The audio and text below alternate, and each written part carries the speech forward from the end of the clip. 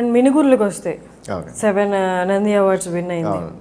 And ఇది process complete చేయడానికి మీకు 9 months పట్టింది మూవీ మొత్తం షూట్ కంప్లీట్ అవ్వడానికి. అంటే రీసెర్చ్ వర్క్ పక్కన పెట్టేద్దాం, ఓన్లీ షూట్ 90 days పట్టింది. షూటింగ్ 90 days పట్టింది. షూటింగ్ డేస్ 90 కానీ ఆ పీరియడ్ 90 days పట్టింది అనమాట. ఫస్ట్ స్కెడ్యూల్ 75 days అయిపోయింది, ఒక స్కెడ్యూల్లో అయిపోయింది. నెక్స్ట్ స్కెడ్యూల్ ఈ 15 days ప్యాచ్ వర్క్ మాత్రం ఎందుకో for so many reasons 6 months పట్టింది. ఓకే, అట్లా షూటింగ్ 9 months పట్టింది. కానీ ఫైనల్ మిక్స్ ఇవన్నీ అవడానికి కూడా మొత్తం అంటే రైటింగ్ నుంచి ఫైనల్ మిక్స్ వరకు తీసుకుంటే 3 years ప్రాజెక్ట్ అంటే ఇట్స్ ఎ లాంగ్ ప్రాజెక్ట్. అంటే ఒక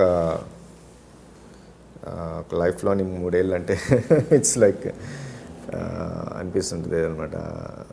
ఈజ్ ఇట్ వర్త్ లేకపోతే మరి అవార్డ్స్ వచ్చినప్పుడు కూడా అలాగే అనిపించింది.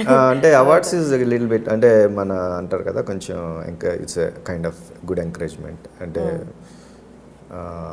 మనం పరీక్ష రాసి నిజంగా మనకి 100 marks వస్తే 99 marks వచ్చినా ఎలా ఫీల్ అవుతామో, ఒక క్వాలిటీ ఉన్న సినిమా, ఒక కంటెంట్ మంచి సినిమాలకి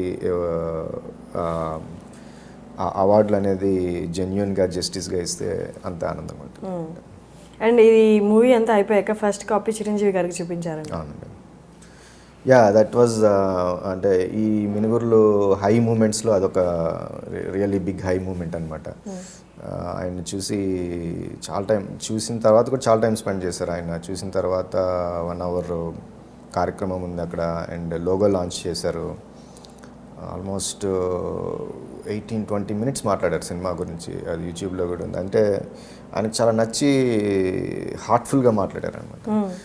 పత్తి డిపార్ట్మెంట్ గురించి ఎలా ఉంది, ఎలా చేశారు, ఎంత బాగుంది, అన్నీ కూడా చాలా హార్ట్ఫుల్గా మాట్లాడారు. అండ్ అప్పుడు మేము ఇట్స్ లైక్ Cloud9లో ఉన్న that was the first accomplishment.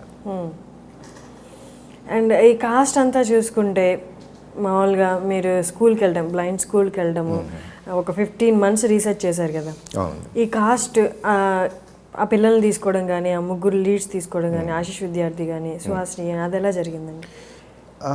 ఇది రైటింగ్ చేస్తున్నప్పుడే, రీసెర్చ్ చేస్తున్నప్పుడు అండ్ ఇంకా ఫైనల్గా ఇంకా ఆడిషన్స్కి మళ్ళీ ప్రతి స్కూల్కి వెళ్ళాము.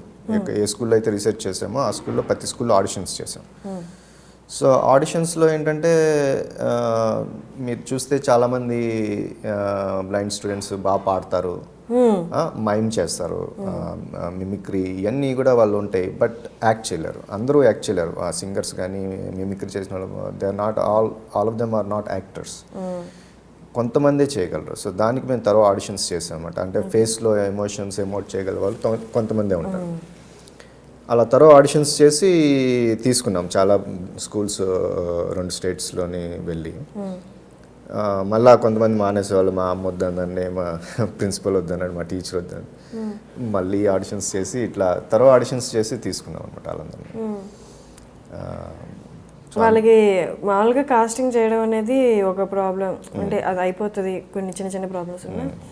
కొంచెం డిజేబుల్డ్గా ఉన్నవన్నీ కాస్ట్ చేయడము అండ్ వాళ్ళ ప్రాబ్లమ్స్ ఎక్కువ ఫేస్ చేశారా? ఇలాగా వద్దని మధ్యలో వెళ్ళిపోవడం కాకుండా ఇంకేమైనా ప్రాబ్లమ్? అంటే సినిమా స్టార్ట్ అవ్వకముందు వాళ్ళు వెళ్ళిపోయారు. కానీ ఒకసారి స్టార్ట్ అయిన తర్వాత అందరూ బాగా అసలు చాలామంది అడుగుతూ ఉంటారు, వీళ్ళ వల్ల మీరు చాలా కష్టమైంది. అది ప్రాబ్లం అనలేము కానీ మేబీ వాళ్ళ ఇన్కన్వీనియన్స్ వల్ల. లేదు అసలు వాళ్ళు ఏంటంటే ఎంత లేట్ వాళ్ళకి ఇంకా చెప్పాలంటే చాలా